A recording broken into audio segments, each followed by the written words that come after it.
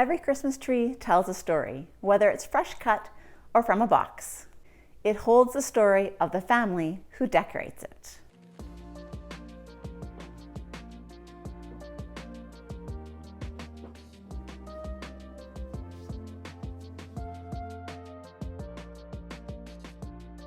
Hi everyone, welcome to my channel. If you're new here, my name is Carrie Pratt, and I am so excited that you're here. I thought I'd share a little bit about our Christmas tree, as it really does tell a story of who we are, where we came from, and a little bit more about me as an individual. So let's go decorate our Christmas tree. Having a fire going while we do this is important. Also, a good vacuum underneath everything before we start with the tree. When we moved to the acreage in 2014, I realized that we had a house with vaulted ceilings and that our Christmas tree looked really tiny. At the time though, we decided not to buy a Christmas tree as we needed to save up for that purchase.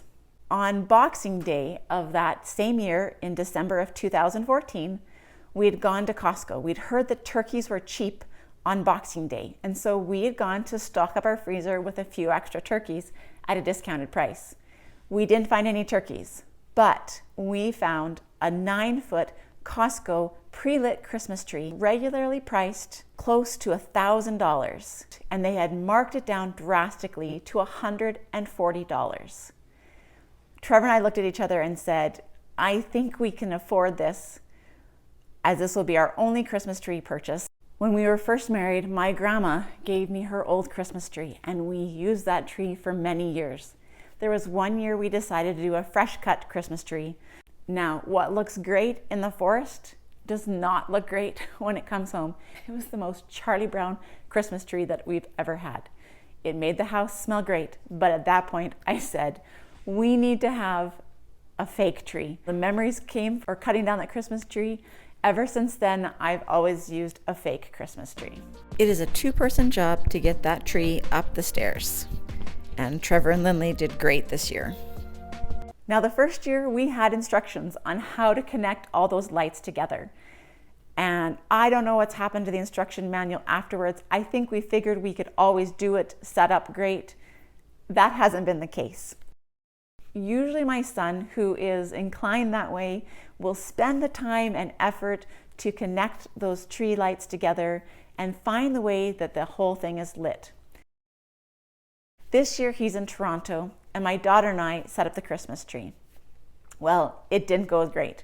And you may not notice, which I'm hoping, but that the bottom 2 rungs of branches are not lit. We could not figure it out. So my son is coming home for Christmas, and when we take down the tree, I'm going to have him figure out how to have all those lights going again. And I might just create a YouTube video on how to do that, because we searched everywhere to find out how to connect them, what was the trick to get all the lights connected, with no result. It was a fail. And so we finally just gave up and said, you know what? For this year, we're gonna have part of the tree unlit. At least it's not the top. All my Christmas ornaments are stored in 5 tubs. That includes the tree, mantle, and other decorations in the living room. The foundation of our Christmas tree is the Christmas tree skirt. The first Christmas that Trevor and I were married, we lived in Rocky Mountain House, and the local sewing store was offering a class. It cost $100, but in the end, you'd have a finish patchwork Christmas tree skirt. And it was something that I wanted to make for our tree. So we saved up the money so that I could do this class. Money was tight, but this was a gift that Trevor gave to me for that Christmas. And I went and learned how to do a patchwork quilt. I had never done it before. I'd done the sewing classes that you do in junior high, and that was the knowledge I had when it came to sewing. So this was a whole new endeavor, but it took a lot of time and love to create this quilt. It was every Wednesday night from 7 until 10 p.m. And the ladies taught me how to quilt. This Christmas tree skirt has been under our tree for the last 21 years, and it will stay there no matter how my tree changes over the year. This skirt will remain. And if I had known back then that I was going to have 2 kids, I would have definitely added another snowman.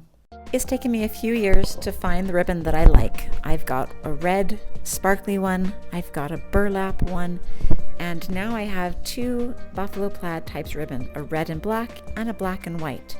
This year I did the ribbons going opposite directions to try to give it a crisscross pattern. Every year I mix it up a little bit. We'll see how I like it this year. But that's the fun part about ribbon, is that you can experiment and change as you go. Now, it took us 2 days to decorate the tree, and that's just because by the end of doing this, setting up the lights and the ribbon, I was done, needed a break. I find sometimes I just need to take a break, step back from what I'm doing, look at it, see if there's any changes need to be made before I go and do the next step of decorating the Christmas tree. This is the 7th year with this tree, and I feel like I've almost got it finished and complete. Yes, I'm one of those women who love to have a matching tree, but there are still ornaments in this tree that have memories attached to them. This Mickey Mouse ornament we got the very first time we took the kids to Disneyland. These little reindeers I got as a teenager, and my kids have loved them since the very beginning.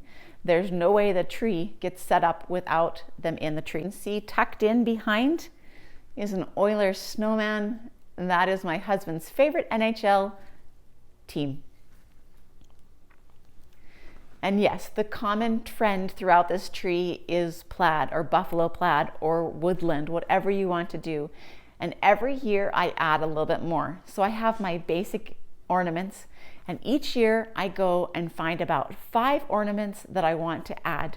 This way it hasn't been a great expense to be able to build the tree all at once, but it's slowly built and grown as we've gone along.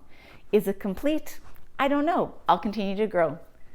This year, I found these cute felt pom-poms at our Dollarama, and I just thought they were a fun, whimsical addition.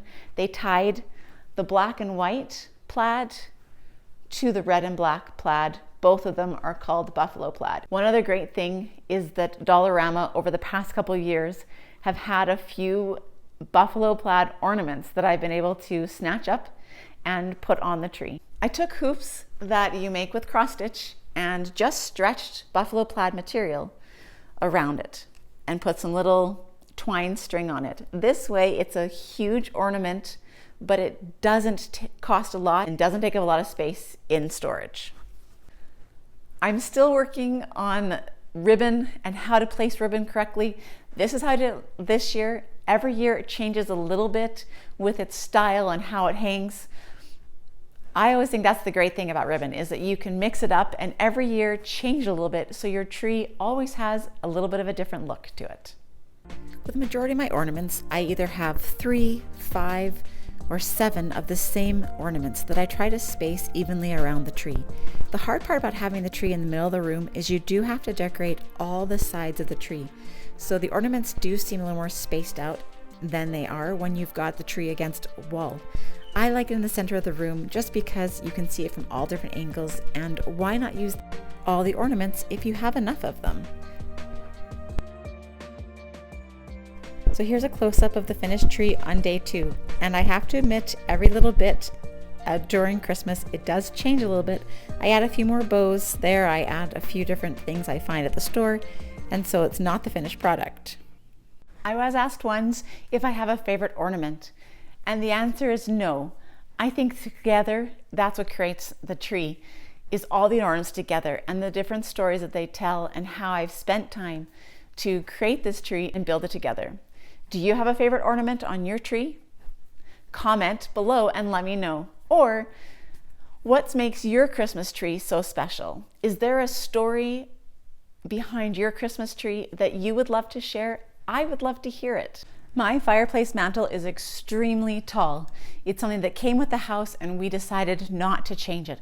Although there has been some times where I have contemplated how I would update the fireplace. But every Christmas I take down all the ornaments from my mantle and put up these new decorations. Many of the decorations you see on there are also ornaments that I found at our local Dollarama, which is the Canadian version of the Dollar Tree. When I first decided to go and change to buffalo plaid decor, we actually ended up having to have these stockings made. I have a friend who owns a quilt store in Sylvan Lake now and asked her to make these 4 stockings for our family. And I love them. They are the perfect addition. Now you can find buffalo plaid stockings pretty much anywhere. By the time I decided to make the switch to this style, they were a hard item to find. And something I've done different this year is I've added a little bit of the pom-pom garland. Gives it a little bit more whimsy. Many people decorate their entire house. I only do one room, and that is our living room around our fireplace. So I have the Christmas tree, we have our mantle, and then we have our one creche display that I put on display in our house. Now, there is another video that I'm going to do a little bit later on where I show you my creche displays. I have quite the collection. Something my husband has done over the years is every Christmas he has given me a new creche display, and each of them have a different style and a story that goes with it as well. Also, when my grandma downsized, went to her apartment, she gifted me a whole bunch of her creches. I'm going to have an opportunity to share those with you, to put them on display with our church congregation for a nativity night that they do for the community. I hope that you have a very Merry Christmas, and I would love to learn more about you and your Christmas decorations and your Christmas traditions too. We're going to do some holiday baking as we get closer to Christmas, and if you really enjoyed this video, you'd probably also really enjoy the video I did of the Christmas lights that Sylvan Lake has. They've got a winter village with 300,000 lights all lit up to music. So click on that link next and you can go watch the Christmas light display that we have in our town, and we'll see you next week.